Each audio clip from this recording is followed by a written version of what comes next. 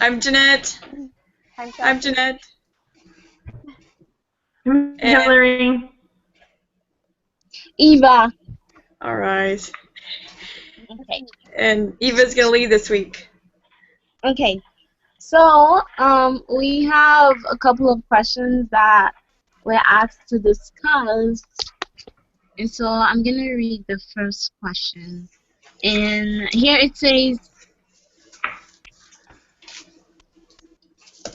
Dr. George Will discusses many important topics. Choose one that you are personally interested in understanding and then research the following. So I guess like we all have different like topics, right? Yep. Or do we choose one? We got to choose one. No. Yeah, we get to choose one as a group, or we have our individual one. Our individual ones. Okay. So the first question is, why did the government get involved in this issue? So in the issue that you chose.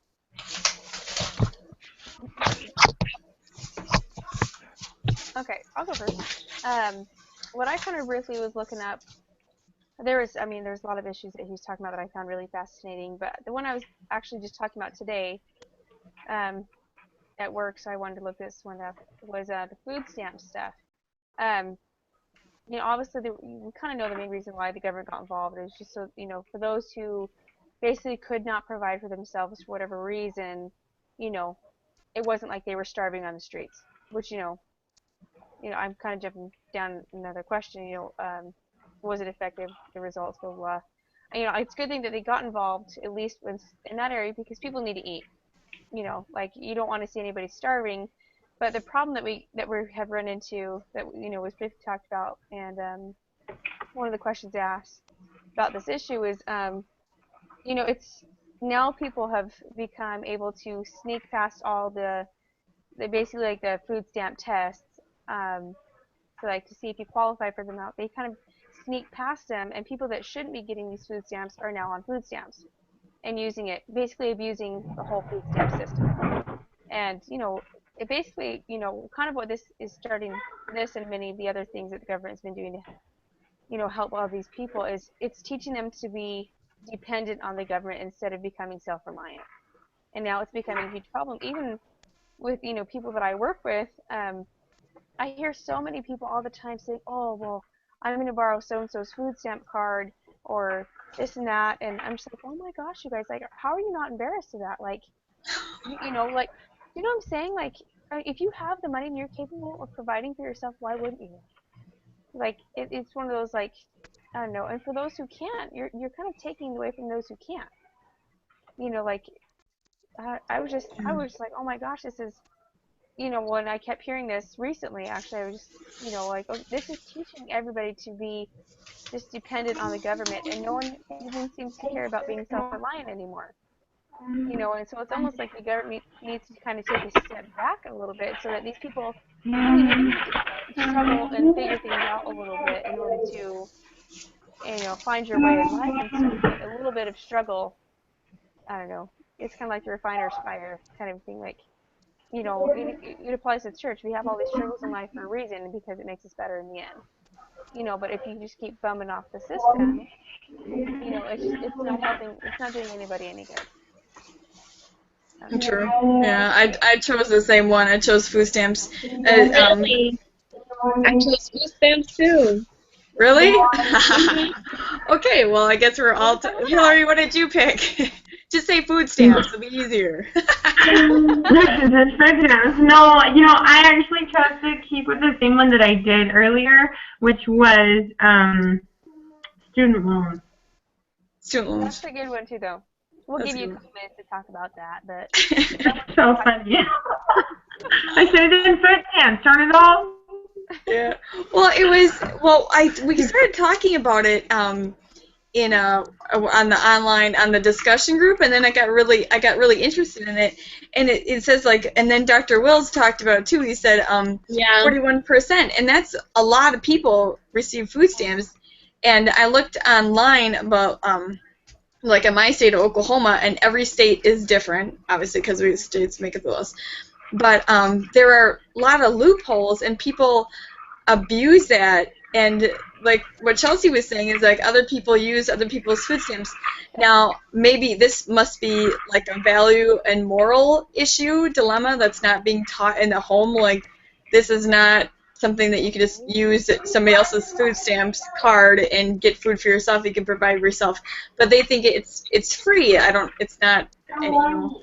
And I think that food stamps, like if they're like it's kind of like multi-generational. Like if your mom was on food stamps, and I'm talking about most, they're saying it's a because of poverty, and I looked into poverty. I looked into like what else was on me wrote it down, into out of wedlock, poverty, food stamps. It's all kind of intertwined, and so you are brought up in your house and you learn these values, morals, principles, and it's passed down to you as a child, and then you grow up and you pass it down to your child and your children.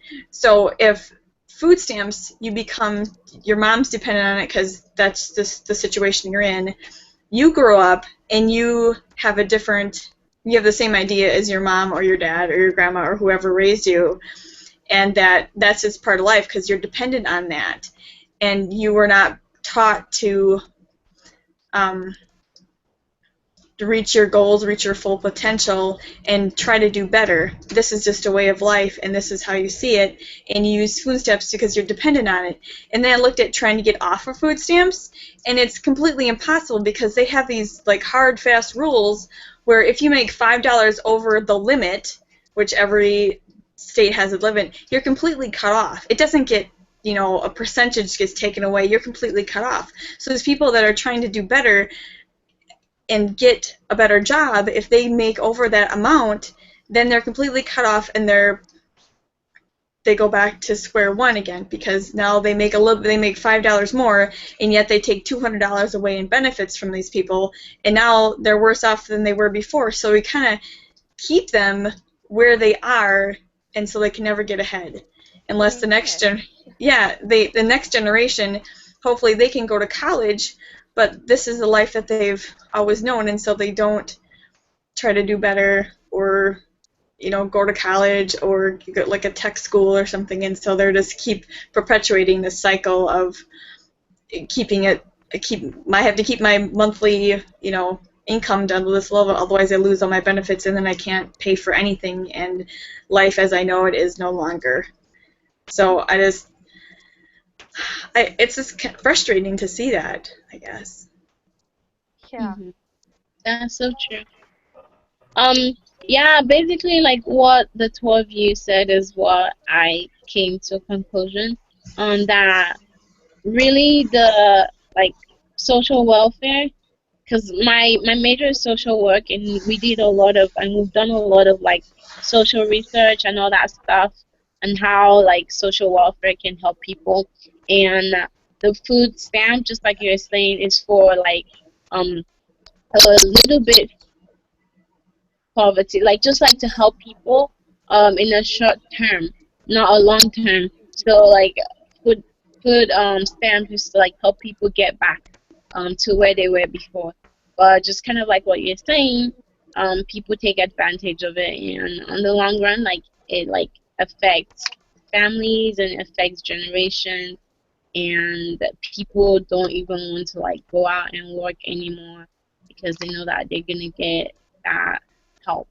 And it's just kind of like what Dr. Will was saying.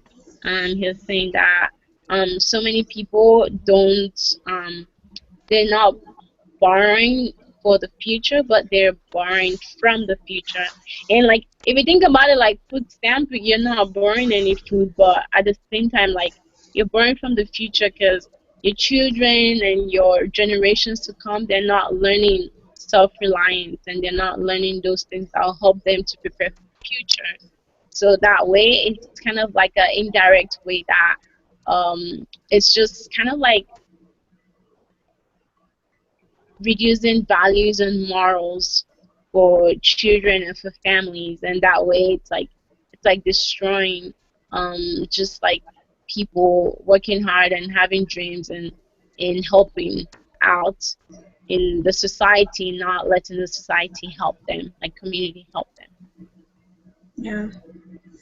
It is. It's seen as a temporal thing. I think the government sees it as temporal, but I think the public sees it as a way of life. But yeah, it's true. It's Which true. is, and that's why, like he said, it was like 1935 that they came up with the social welfare system, and it hasn't been updated since. And I like that he says is, do you drive a 1935 car? And nobody raised their hand. I'm like, wow, it was really funny, but completely true. And you're like, wow, really? Like, I didn't know that, you know. And I'm learning a lot in this class. It's scary what I'm learning, because it hasn't been updated at all, and I'm thinking, why hasn't this been touched? Like, this is an issue, and why hasn't this been updated at all? Yeah. Well, especially when it's something so important. Mm-hmm. You know, it's just like, I don't know, and I just don't understand why they don't see how, you know, the things that we're doing now, how they're not going to affect the future. If we're not teaching our kids now how to be self-reliant, if we're teaching them to use the food stamps and whatever else, you know, what is the future going to be like? Because if clearly they don't want to work and provide for themselves, so what is the future going to be? It's going to be worse. Unless we change things. And, well, even like one of the girls at work, you know, she's a really, really nice girl, but I was just finding out today, like, she's, you know, has a baby with her fiance, they live together, one of those things, but they've been engaged for 2 years, they don't even have a wedding date planned. Yeah, it's one of those things. But, you know, I kind of found out today that her fiance makes enough money to pay for all the bills himself.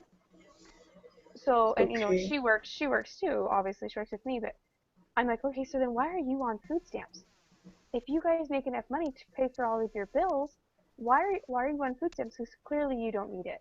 Because if he has enough money to pay for all the bills, and the money that you're bringing in, you could alone just buy food. You know, she walks to work. She doesn't drive a car. So she doesn't pay for gas, whatever else. She has a car. They just don't really use it. So I'm just like, what are you doing then? Why? What is the need for you to be on food stamps? Because they're not married. That's why, and she qualifies. And it's so wrong. I just like, and she has no clue that maybe this is not right. Right. Wow.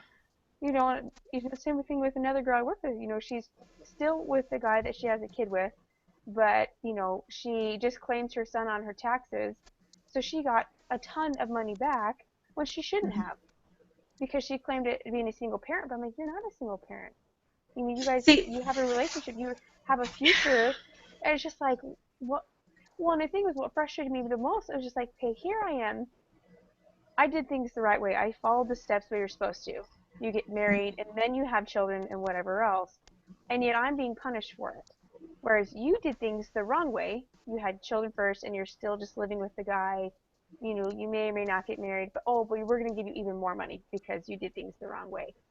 See, that's the problem is with like having children out of wedlock, and the moral and value of it's just messing everything up. And people like you and I that are married and have children, we get the shaft because we got married and lived together, and therefore if they live together, they can file separate taxes. Her income, she can go get WIC and food stamps or whatever, and he can still live together, and they can pay the bills. And if they get married, which everybody knows, if they get married, then you have to sign, you know, joint taxes. They don't qualify for food stamps anymore. Like, it's not a benefit anymore. It's worse to get married, and that's what our leaders of our country have been doing. Is it's making it harder for us as a family and as members of the church to follow the commandments in our own country that we live in. Yeah. Well, it just goes to show that, you know, we were always taught in church that Satan works in mysterious ways. That's exactly right. Like, it's just been hitting me in the face this semester. Like, yeah, you know, like, okay, look, he's being sneaky in the media. He's being sneaky here. Then with, like, this class is like, holy cow, he's hitting every single part of life in ways that we're not even realizing that that's what he's hitting. You know, like, when I look at society as a whole, it's like, okay, yeah, he's messing with the family, he's doing this. And when like these classes and stuff, I'm like, oh my gosh, he's literally destroying everything. Like, you know, just what you said, that it's now worse for you basically if you get married. That Yeah. is that is Satan's plan. You know, period. End of story. Call it a day. Like that's exactly what he wanted. Yeah, Right. Like, he's wasn't it good. just like, here, Satan, like, yes, let's just let you in. It's just like, come on, guys. Like, we have in God we trust and everything else, but yet we're handing Satan the victory flag. Like, Here you oh, it's so go. frustrating. It's my blood boiling. Oh, I know you. I'm sitting at the computer and I'm watching this stuff and I'm like, you gotta be kidding me. What can I do right now? Who can I email? Who can I call? Like, what is going on? I found like in President Everett Benson's talk this week, he said in 1 Nephi 9:6, the Lord knoweth all things from the beginning, wherefore he prepareth the way to accomplish all his works among the children of men. Okay, and so then in Institute this week, I was the only one in the class, so I got some one-on-one attention. And so I asked a bunch of questions pertaining to this, and basically what he came back is he's his PhD in marriage and family therapy. He works at the local college here in town. And he said, this comforted me when he said this, he said, all these crazy things that are happening in the world, this is what it's supposed to happen. And this is what's going to happen, before the second coming. Something we don't know what's going to happen, but everybody's going to know that it's the hand of God, and we're all going to be humbled on the same kind of plateau, and people will know that's God, And so all this craziness that's going on in the world is happening for a reason, but it doesn't mean that we stop fighting. yeah. And That's true. And so we just need to keep fighting. We need to raise our children in the gospel. We need to stand up and use our voice wherever we can. And if we help one person or one family, or we help our whole ward, if we help our state or whomever, it will be worth it in the end. Yeah. Thank you. So, Hillary, can you hear us? Hillary's having internet problems. She keeps coming and going. I'm going up. Yeah, I think she's gone now again. Oh, Okay. she's trying to come back. We can move on, and when we hear her, then she can go all through the questions and just explain herself. Okay, I'm gonna invite her again. Okay. Let me know when you're ready. I just invited her again. Hopefully she can make another. Hopefully she can reset her computer and accept that new invite. Hopefully she'll get a better connection this time. Okay. So basically, we answered the first and the second question.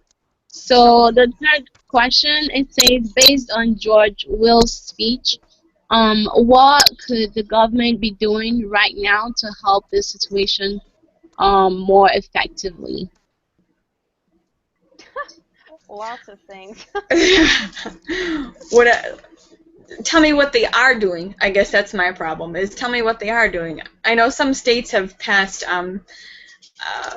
money to help in marriage and family. Oklahoma is one of them. But I know Utah is another one, and there's one other state that I can't remember. But Probably not mine. But what are they doing? Nobody knows this. Nobody. I babysit for a little boy. His name is Mac, and she's a single mom. The dad doesn't want anything to do with it. She was 20 when she had him. She has no clue what she's doing. She's working these horrible retail jobs that I have them 10 hours a day. But you know what? In the end, he really needs her. He started calling me mom this week. He calls me mama now. And he doesn't even call her mama. That breaks my heart. I mean, why aren't parents raising their children? I don't get this. What happened? I don't know. I mean, Are you guys there? she's not a member. Hey, there's Hillary. Hillary, what did you pick? You picked Look, student loans. My gosh. My computer keeps saying that you added something and my computer can't load it. Error loading this app, and it couldn't open because it's communicating improperly with Google. And so it won't let me work on it because every time I plug it in, it says above Jeanette's name, this will not work with this app. And I'm like, what? So sorry. I'm so frustrated with this thing. Anyway, I'm so sorry. I'm so conversation. I'm so sad. Okay. Is she, Anyway. you guys too? Yeah. Like Okay, Hillary, you're back now. Did I cut out?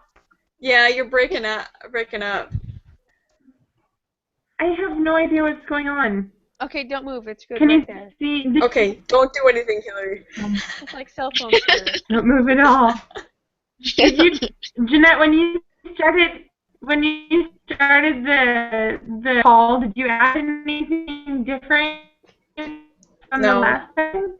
No. On my computer, you added the control app. No, I didn't. The first one that I sent, it didn't work. It wouldn't let me record it. So I sent you another invitation. Then it let me record this one. I don't know what happened to the first one. I don't know. I didn't do anything different.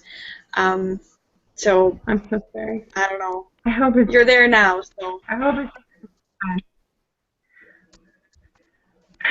Okay. So sorry. Your 2 cents before you break out. Oh, break up. But your student loans. Yeah. Student loans for a minute, so at least you get your 2 cents in. Yeah, sure. I am so sorry. Yeah. So. No, don't be sorry. I did. Yeah, but it's so bad. My computer's being stupid, and it's just not so. Anyway. Yeah. We answered. Oh, what were you gonna say? Yeah, go ahead. Oh, no, go ahead. I was gonna say we answered 2 of the first questions, and so you can answer 2 of them with your topic. Which one? About your student loans. What topic? Yeah, the student loans. But maybe ask other questions, Eva. Okay, let me read it again. So, the first question was, why did the government get involved in student loans, and has it been effective? What have been the results by the government? Okay, so the research that I did on that, they passed in 1944 the GI Bill, which I didn't know had any effect on financial aid in the United States, but it did. So it was first a structure to support servicemen. So when they came home from war, they would be able to go to school because they didn't have anything else to do. And so, but then it was like, it set the stage for federal and private aid to non-enlisted citizens. And then the other thing it did, let's see, it had to accommodate, like the GI Bill transformed the nature of higher education because the institutions had to accommodate many more students from different social classes that had previously been excluded from higher education. And so in recent history, the Healthcare and Education Reconciliation Act of 2010, that eliminated the federally guaranteed student loan program, and all new federal education loans were made through direct loan program. And the other thing I thought was interesting is that there is a loan forgiveness for people who are under income, like they're on an income-based scale, and they have to be paying, if it's more than, what is it called? What used to be 15% of their discretionary income, and now they've lowered it to 10%. And it accelerates the forgiveness from 25 years to 20 years. So you have to be paying on your student loans for 20 years, and it has to be 10% of your discretionary income, and they will forgive you for the rest of your student loans. The reason that the government got involved is because the people demanded it. They needed a way to pay for school, which they didn't have before. So they established low interest and no down payment loans. So has it been effective? Well, it was effective because many more people were able to enroll in school, which in 1944 to 1954 it doubled the amount of students from 1.15 million to 2.45 million. And then it says today 55% of, which is 55% of college and vocational students receive some form of financial aid in 2010, and it increased to 74%. Wow. Let's see. One of the negative impacts of student loans is because people borrow larger amounts than they need. So they put themselves in greater debt. And it also, if you don't go to school to make a lot of money, getting out student loans doesn't make a lot of sense because then you won't ever be able to pay them off. So even though you think you're getting ahead in the long run, like you're getting ahead right now, even if you get that degree and it doesn't pay for your student loans, then that's a problem. So anyway, and then to talk about with what's his face, Dr. Will, he said, let's see, like I think some better things to do would be like a work study program. So that way people, instead of getting like Pell Grants, I'm not saying that that's not a good thing to offer people who are in financial need, but a lot of times people take it for granted if it's just handed out to them, kind of like you were saying with the food stamps at the very beginning of the conversation.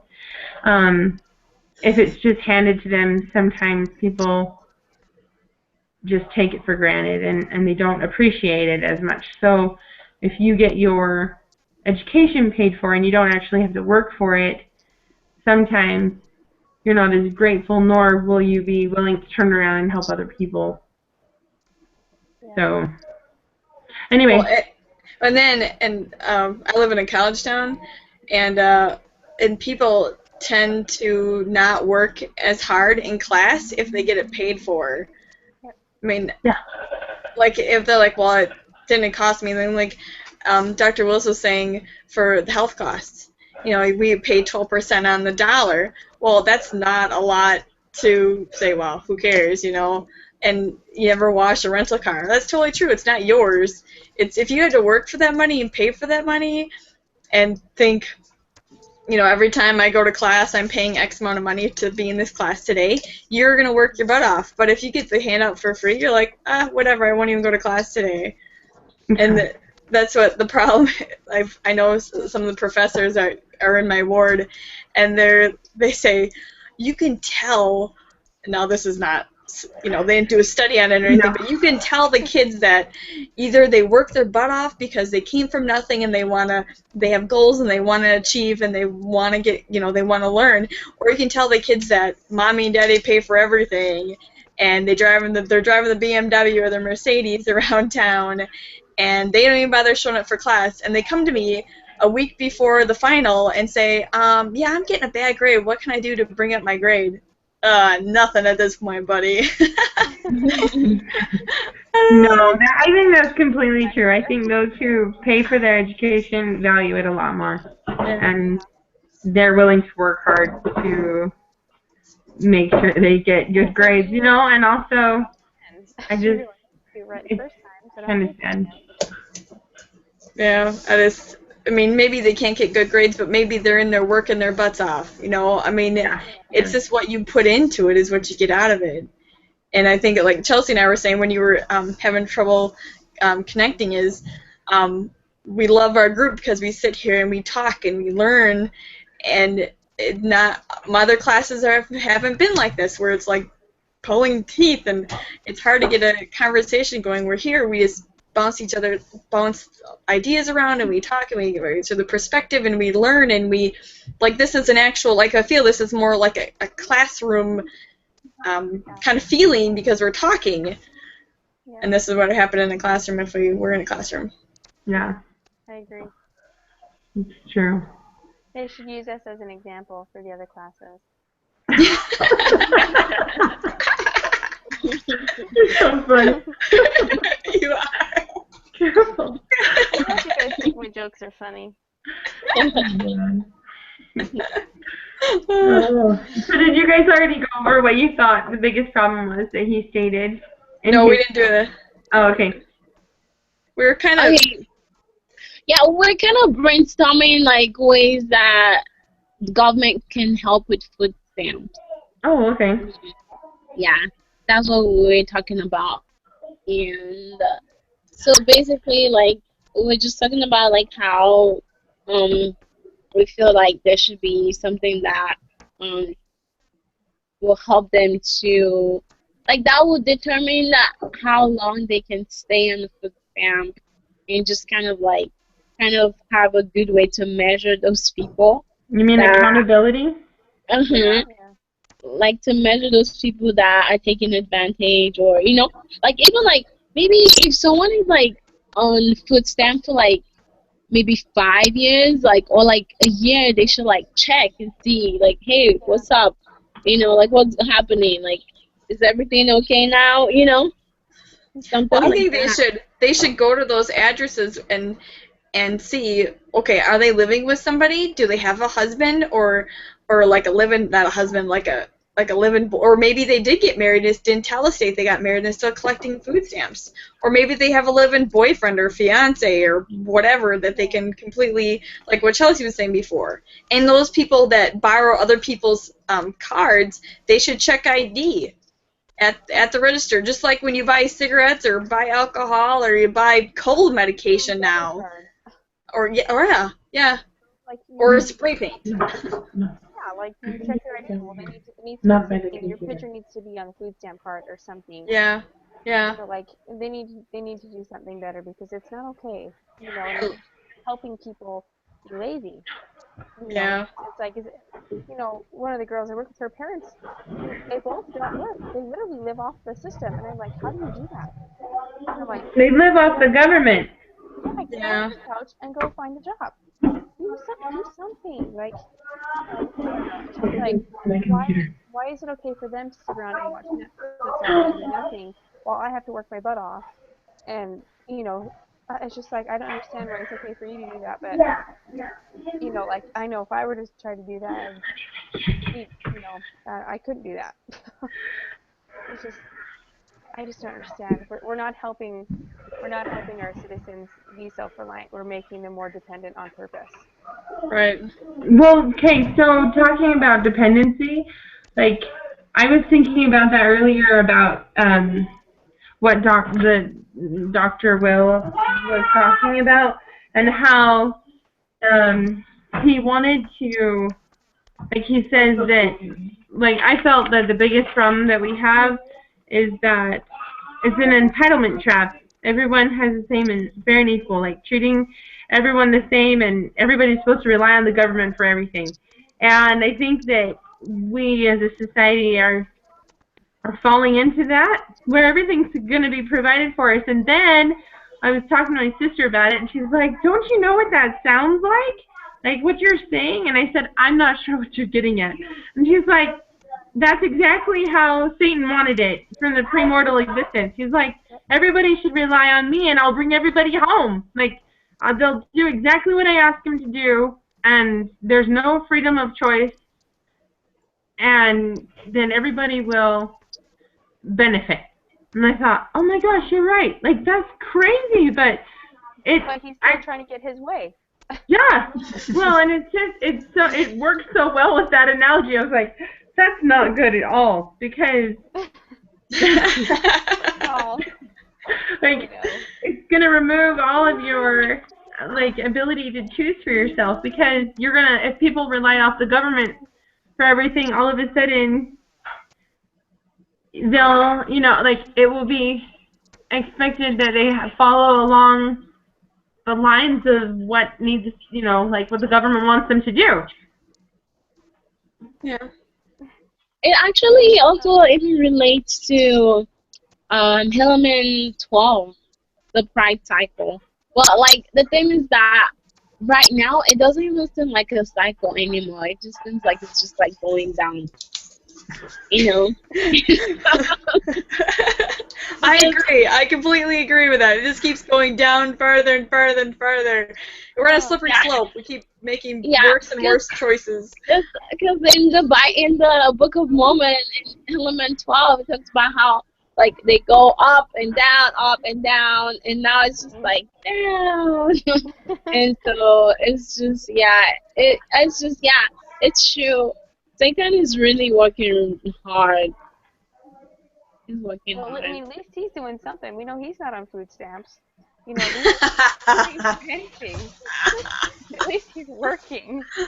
So this keeps working. You're so see, that's so sad. Like, from my own experience, I have a cousin who married a woman who this is like 15 years ago or something, but they've been on food stamps for that long, and she has told him not to get a job, like for the longest time, and I'm sure, like I haven't talked to him in probably that long either. So, but from the last I heard, they still like get all sorts of government funding because they have 3 children, and each child they refuse to teach them to talk. They refuse to teach them to read. They like initially just handicap their children from the beginning, like from infancy. And What? yeah, Wow. they do because Oh, then they can wow. receive money from the government. Oh my gosh. But Yeah. their kids need to be taken away because clearly they're not having kids to have kids. Well, okay, so she had a child before.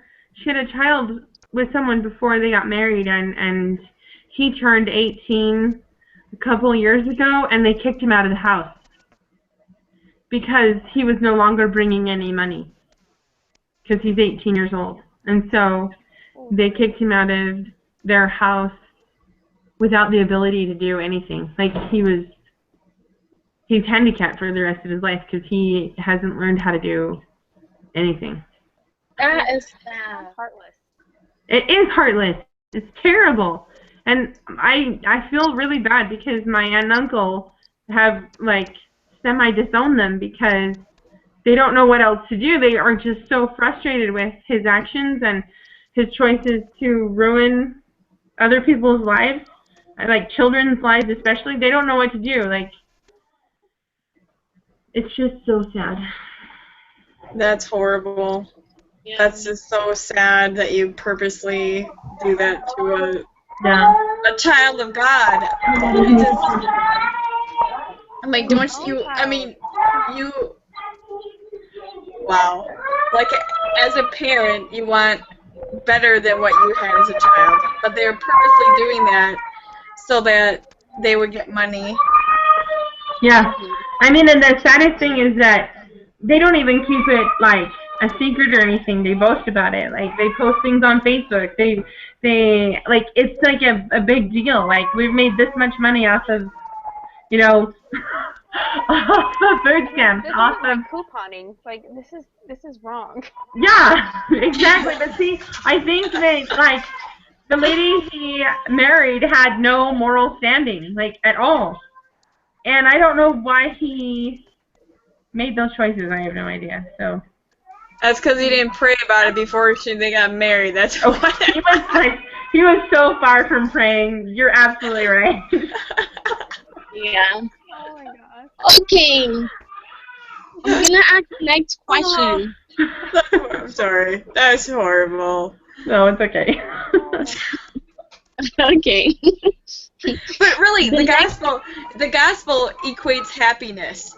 And if we go away from the gospel, we will think that we are happier. Like I see, like my brother and my sisters that don't listen. They're baptized, but they've been inactive for over a decade, all 3 of them, and they seem really happy. Like they have money and they have, everything that you think they should have. But in the end, they're unhappy because they don't have what we have is the gospel, and they think of things differently. Like I went to a funeral, and they know the gospel, but they don't I think they know it in their heart, but I don't think they They equate don't that use with it. what's going on in the world. They don't use it. They don't think about it like that. So it's just sad. So yeah, they have more money because we pay tithing, but and then both of them work, and then they put their kids in daycare, and then, well, my other sister, that's a whole nother story. But anyways, it appears that they are happy, but they are not. That's what I'm getting. Face value, they're happy. Yeah, and to stay close to the Lord and to ultimately return to Him, and the proclamation of the family, where I'm going to be accountable before God for my actions. Yeah, that's a real big one for me. Yeah, that scares me. Yeah, I know, right? Like, remember Oh, on July 17th of 2000? What did you do that day? I'm like, Hopefully read my scriptures. Hopefully, yes, hopefully. It's just the appearance of evil, I guess. Oh, we lost Hillary. I guess it's the appearance of evil. Yeah. Well, when she comes, she can join us. Can we, go to the next question? Yeah, we're going to have to, running out of time. Okay.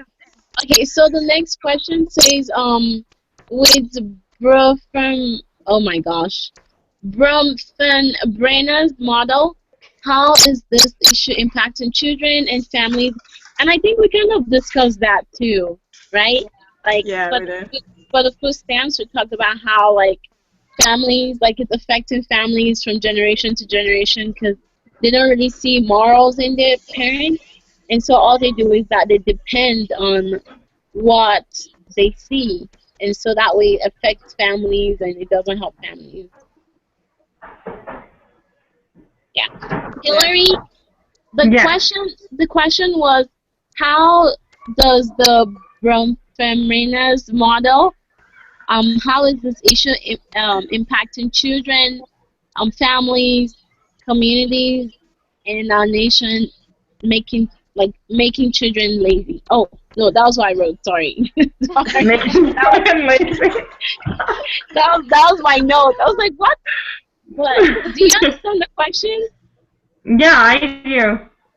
Okay. For student loans, it impacts every part of society because not only does it impact the families who take out the student loans, because who knows if they'll be able to pay them back, and if you're paying on a student loan, you're obviously not paying on a mortgage, or you're not paying on school, education for your kids, or other things like that. And then on the broader spectrum, like for society and stuff, the government is handing out so many student loans that they're going further into debt to do that, to hand out money that they don't have.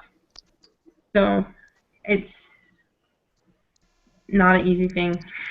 Yeah, we're like what Dr. Will says, we're taking from the future instead of preparing for the future. Yeah, exactly. I love that statement. It blew my mind. Yeah. Really sad. Me too. He said that. He said a lot of things that made me stop and think. I was like the 1935 car, and we're taking from the future instead of preparing for the future, and something else that he said. Did you guys look up anything about him? No, did you? Yeah, he's an atheist. Are you serious? He talked like a Mormon, didn't he? No, isn't that crazy? Wow. Holy mackerel. When I read that, I was like, what? Well, then apparently he's not as smart as he sounded. Well, I'm glad I was sitting down for that one. Holy cow. I was surprised. But I wanted to find out about him because, who do you believe in and what do you, how do you trust their judgment? And then I read that, I was like, oh my gosh. You may be very smart, with numbers and with, figures and things like that, but crap, how do you preach what you don't believe? I don't know. Well, he never mentioned. You swipe somebody else's food stamp card. I guess, right? He went over facts and stats and numbers thing, and he didn't say anything about God. I guess I just assumed because he was speaking at BYU that he was a member of the church, but that's an assumption and not a fact. That's true. But I was surprised because, eventually I mean, even in the temple, we're asked to live the law, what is it, of consecration, you know? And so, eventually, I can imagine that that's going to be very difficult for a lot of people. I mean, Yeah. So the next question is, do you agree with Dr. Will's, according to, okay, so here it says, according to Dr. Will, one thing you can do for your country is to reserve a spacious portion of your life for which your country is not responsible. Reflect on what you have learned and discuss this week, and then respond the following. Do you agree, and why do we agree? I wrote, this is affecting everyone. The children are the future, literally, and if we fail them, we have failed ourselves. Because he talked about everything that we're basically messing up in this country, and that we're blissfully unaware of what's going on. And I think education, and the one thing that I do in my life is church. You know, we serve others, we help others, we continue to educate ourselves. And try to better ourselves in every area. Right. More well-rounded individuals. Yeah. So I mean, you know, just like what one thing you said is we are trying to be responsible for ourselves, not for the government being responsible for us. Right. You know, our church is very huge on being self-reliant. And I think the government should be there to secure us, to keep us secure, and to protect us. But I don't think they should be telling me how to raise my kids or other. Unless it comes to you abusing them, then obviously the right. government's got to step in. But you know, right. Everything right. Well, else. The police are to protect and to serve, so the police and the military. I mean, we're gonna need military power and stuff like that. But I mean, they should be. Yeah. I mean, do you ever have those days where you feel like you're not making any sense? I'm having one of those days. No, you make sense. Okay. I was like. Well, at least to us you do. Okay, great. Good. I'm glad somebody is. Oh. Yeah, no, I agree with you too, though. I mean, you know, I think the government's kind of there as something to fall back on, but I don't think you should be in my home telling me how many kids I have, or tell me that marriage is oppressive, and that, you know, oh, and by the way, I have to go to work, and I have to put my kids in a daycare, and this and that stuff. You know, that I don't think that is their area, or they should, you know, why waste your time on that kind of stuff, because there's more important things you need to be doing. Right. You know, like, let me handle that myself. You're saying oppressive. I think women are oppressing other women. I don't think men are oppressing. I don't feel oppressed. I mean, I think, like, have you ever gone to school and there's a bunch of moms standing around and or at the park or whatever, and Hillary, and they say, what do you do? And you say, I'm a stay-at-home mom, and they give you the look. Have you ever had that happen? Okay, yeah. Even talking about wanting to be a stay-at-home mom, I get the look like I'm nuts. Yeah. And I'm like, okay, I'm raising our future. Like, if I don't have kids and raise our kids right, you realize that our whole society is going to crumble. Do you understand that, you know? Yeah. Well, it doesn't matter to them, though. It doesn't matter. It's more important for them to have a career and for them to put their kids in daycare. And I don't want anybody else raising my kids. I took the responsibility to have my kids, and I'm going to raise my kids. Granted, they have free agency, and I'm doing my best I can because I'm not perfect, but at least I'm doing my best. Yeah. Well, you know, it's like you need to be there to, when your kids come home from school and they've just learned all this nonsense from other kids, you know, from their parents who clearly, you know, aren't there to, you know, guide them, but you need to be able to be there when they get home so that you can kind of sort through the nonsense that they've been hearing, like, no, you know, this is not right, you know, don't listen to this, don't do these things, this is what you need to do, you know, because it's like, it's only getting worse. You know, these kids, I mean, even the kids that I have seen, you know, where I work, you know, because there's a whole, you know, kids from 12 months all the way up, you know, to 5th, 6th grade and stuff. So it's just like you see all these different kids, and some of these kids are so young, and the things I hear that come out of their mouths horrify me. Yeah. And I'm just like, you were how old? When I was your age, that word was not even in my vocabulary. I had no idea what that word meant. You know, like, it just, It's blows your mind. It just blows your bad. mind. Well, It works I've better. heard my parents say that, about like my generation stuff, and now, I'm just, oh, it's because you guys are old, like, whatever. And now it's like, okay, I'm not that old. I'm 24, and if I'm already saying that, I'm just like, what is happening? What is happening? Like, when did this become okay? Because I don't know. I have Something needs to learned change. I have learned to tell my children, like, prepare them for what they're going to hear. And some things have caught me off guard. Like, there is several parents in my children's school that are same-sex couples. They're not married, but, why does so-and-so have two moms? Or why does so-and-so have two dads? I'm like, seriously? You're a kindergartner. Yeah. But Yeah. we've had family home meetings on that, so... Oh, which is good because they need to hear it from someone who has the gospel in their lives and knows the truth and can give them the correct information, not the information that the school is going to give them. Right. Because the school's going to tell everybody, this is okay, this is right. They're like, excuse me, no, it's not. Don't tell my child that. Yeah, exactly.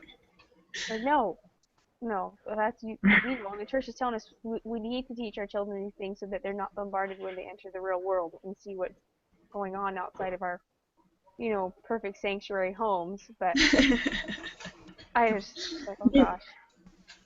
The problem is that it's going to happen younger and younger. So Yeah. as the future generations come along, they're going to get it a lot earlier than the current generation, which is terrifying because even on the news tonight it was talking about pornography being something that is now affecting like 8 and 9-year-olds. And I was like, oh my gosh, like, so in 10 years, who's gonna be affected? Like, they're gonna make cartoons, right? Like, are you kidding me? Like, this is gonna be disgusting, and it's just terrifying. Like, we have an 8-year-old, and she has already come home, and then like, Mom, I was at so and so's house, and I think everybody's LDS, but this one girl was like saying all sorts of bad words. And I said, well, maybe even if she is LDS, her parents don't make right decisions or don't choose to, be good examples, and so that may be a reason that she's using those words, but you don't need to act like that. And the other thing is that she came home the other day and she's like, Mom, how do you know that God is real? And I was like, I'm an 8-year-old, like, who just got baptized in November. Like, oh my gosh. We really need the thing to go over. is that stuff, it made me, I read an article in LDS Living magazine that said about pornography and how most children find it accidentally in people's like relatives' home or your home, or if you have it, I'm like, whoa, and like friends' houses, and even if they're LDS, doesn't mean that they don't use bad words or they don't have pornography laying around or watch pornography on TV. And that is completely kind of giving me a step back. Is when you went to like sleepovers, what did you see that wasn't in your home? So now it makes me think, should I let my kids stay the night at people's houses? Not pornography, No, or like and I'm not. and I don't know. My husband and I talk about it. Yeah. Because when I think about my childhood, sleepovers were so much fun. Like you They were, lived for yeah. sleepovers. And so it's Like just like I want my kids to have sleepovers. I was just but like, then again, I was exposed to. I was thinking about my childhood. I was exposed to porn. First time I was able to take a drink of alcohol, smoke a cigarette, illegal drugs, they're all at and I'm sleepovers. thinking that was all at sleepovers. Do I want my kids exposed to that? Oh no, I'm so. Yeah. I have a 9-year-old daughter, and I'm thinking, okay, I knew better, but I was So you're not I was thinking younger that than far her. ahead either. Yeah. No, I mean we let our kids spend the night, and now I'm gonna have to like, no, we're not spending the night at people's houses. I don't know what I'm gonna do. Well, and I think for me too, one of the things that like we were talking about how the kids are going to start to learn these things at younger ages and stuff. So my thing is to be like, okay, you can't explain it to him like you would an adult or someone who's a teenager and fully understands what you're talking about. Right. We're going to have to get smart on how we explain it to. Like you have to be able to talk to your 5, your 8-year-old in a way that they're going to understand what you're saying. Right. So it's like you have to be able to explain yourself on every, Every topic. every level, every What's topic, really sad is at that every age. children don't have the ability to understand some of these things. Not at all. Like, no matter how well you explain it really well according to their age, but they're just not cognitively ready for that type of information. Yep. Yeah. Right. Yeah. It's true. You guys, we need to summarize. We're running out of time. Okay. Okay, so basically we've answered everything. The last one is, in what areas do you personally feel government should involve and should not be involved in addressing your chosen threats, children and families, and I feel like we talked about this already. Yeah. So yeah. I think we did too. Okay, so Hillary, I don't know if you've summarized it or not, but I said I would if no one else has. I missed half the conversation, so I don't think I did great to summarize. Good point.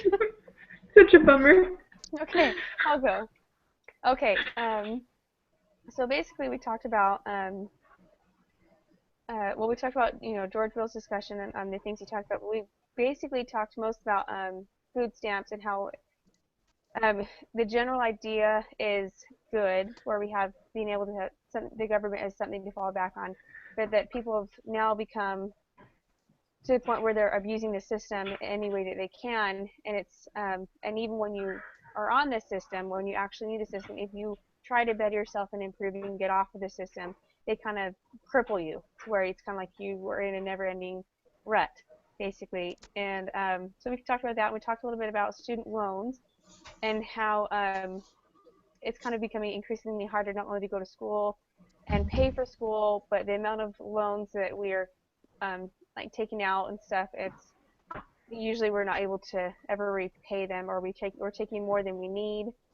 And by the time we get out of school, a lot of times we financially can't even afford to pay them back.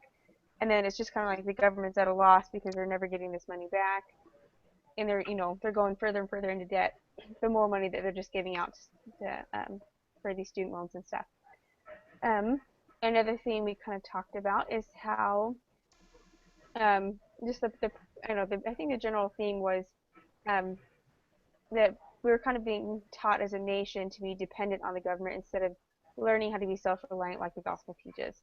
And a lot of the problems and issues that we're seeing in today's world is because of that. And that what we're doing now is, we're robbing from the future, and we're causing problems for the future. And if we don't teach our kids now and the future now, then it's going to get worse instead of better. Then we talked about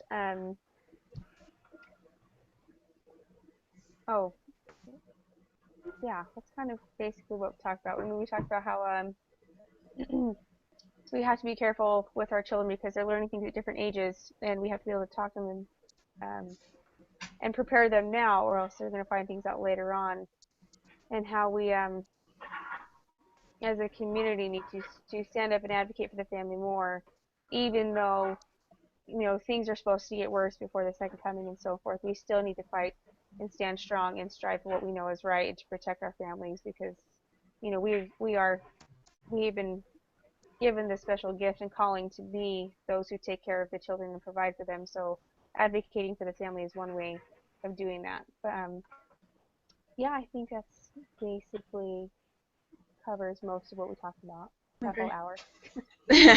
Thank you, Chelsea, for summing up, and thank you, Eva, for leading the group. I have a question that's completely unrelated. I was talking in my meeting earlier tonight about do you know anybody that has divorced that both the mother and the father went on a mission? Because I know lots of people that are divorced, but only the husband has gone on a mission, so I'm curious to see what is going to happen when these 18-year-old girls start getting married to these, return missionaries, and so return missionaries marry each other, and they're, I guess, the statistical, I guess we'll find out in 15 years how that works out, I guess. I don't know anyone. I don't know anybody we'll either. Find out. Me too, I don't. My sister and brother-in-law both served missions, So I guess I'll just watch them and we'll see. Oh, there you go. You know, I only know one couple, and it's a cousin of mine who they both serve missions and they're divorced now. Really? But they're older. Yeah, like they're like in their 40s. Huh. So Hmm. yeah. So, but that's all I know. I only know one couple. See, I asked several people and nobody could tell me anybody. So you're the first one, Hillary, to tell me that they know somebody that they both serve missions. And so I wonder Pretty if, bad, like, isn't it? is that the way? But is that how God is strengthening the families? Is that he, Maybe. you know, like he getting them stronger in the foundations of the gospel? Is that he made the limit, you know, the age limit reduced, and so that the women and men could go and serve missions and then get married in the temple and then have children and bring them into the covenant? Just I don't know. I don't know. I've heard that more people return home off of their mission early now than ever before because the young men are just too immature to be out there. really. I think it's great that I they think- lower the age, but I think it also you need to base off going on your maturity level and if you are ready to go or not. And I Yeah. don't think you should be looked down upon if you're leading at 19 or 20. The fact that you're I ready to go agree. and serve the way you should serve Yeah. is what says it all. Otherwise, you're just wasting the church's time and money. And you're Yeah, well, see, my husband served at 26 years old, and he said that he wouldn't have changed it for the world. Like, he's so grateful that he served when he did because he had, like, he wasn't pushed by anybody. Like, nobody was, you know, asking him to serve. Nobody, like, expected him to serve. And then when he did it wholeheartedly. And so he put his whole heart and soul into it. And it said, like, for him, it changed his life because it was just, he put everything he had into it. So, well, it made him a better man for it too, and it's making him a better husband and father, I'm sure. oh yeah. I mean, I think that you ought to go when you're prepared, and it's not saying that some 18 and 19-year-old guys are not prepared, because some of them are. Like, Yeah. I mean, Joseph Smith was 14, right? Obviously, you can be prepared at a younger age, but Yeah. I think that you have to. I don't know. I know so many young kids that just don't have the desire to serve, but they're pushed into it because of their family situation or, you know, their expectations from other people. And then they either serve with only half a heart and they're like, oh, man, or they just come home early because they can't do it. It's just too much. Yeah. So. Yeah. Everybody's on their own level. But I think it's like you wouldn't get married before you're ready to get married, right? I would hope not. You wouldn't serve a mission. Do. But so many people do. Like what is it? Like you should know your spouse through the seasons for a time. You know, like know them long enough to realize what kind of person they are before you get married. And I think that like a mission or getting married or any basic huge life-changing, you know, decision you need to be prepared for. And if you're not prepared for it, you shouldn't do that. That's the reason for high divorce rate in the church, though? Yeah, I do. We don't believe in cohabitation, so you only know this person for 3 months and you think you're madly in love with them and life is going to be peachy keen for the rest of your life, and you go ahead and get married because that's the natural way of things, right? And then 3 months later, you're like, oh my gosh, like, who did I marry? You know, like, and so I know that that's the reason, like, so many people think cohabitation is fine, because you want to get to know the person before you marry them. Right. It's funny because in our research class, it doesn't help out. Like government, they have the research that they're gonna find out if cohabitation works, but it doesn't work. No, it doesn't. Right. It jumps up, like it's divorce rate is what, 48% in the United States, but if you cohabitate, was it like 74% divorce rate or something? Yeah, but it increased the divorce rate.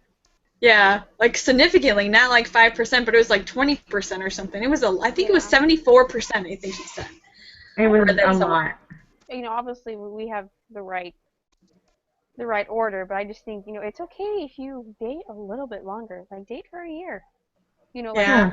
and I know, at that age and stuff, it's also difficult too. There's a lot of other things and thoughts going on and stuff, desires, I guess, but control.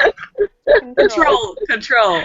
Well, I think that's, well, really, because I think people use sex as like a form of entertainment now. That's why we have all these like cohabitation and single parents that go, they were using sex as fun and as entertainment, and it shouldn't be used as that. I mean, well, I don't know why. if you guys know or not, but a couple years ago, this was some time ago, at BYU Provo, they had a sex ring where they would gather a bunch of students and go down to Las Vegas, get married, have sex all weekend, and get divorced, or annul the marriages because they don't want to be married to each other, and they thought that was appropriate because you're only having sex with those you're married with. Look at Chelsea. My husband. What's bad is when, okay, my aunt's situation right now, I love her, but she's clueless. But she's going through her third divorce. She's on her third divorce, but yet, so they were living in Salt Lake, and now they're getting separated for whatever reason. And so she moved back down here, back again for the third time into her parents' house with her children, who are, in their teenage years, so that makes it even more difficult. And, on the weekends, every other weekend, she goes up there and has fun. Oh.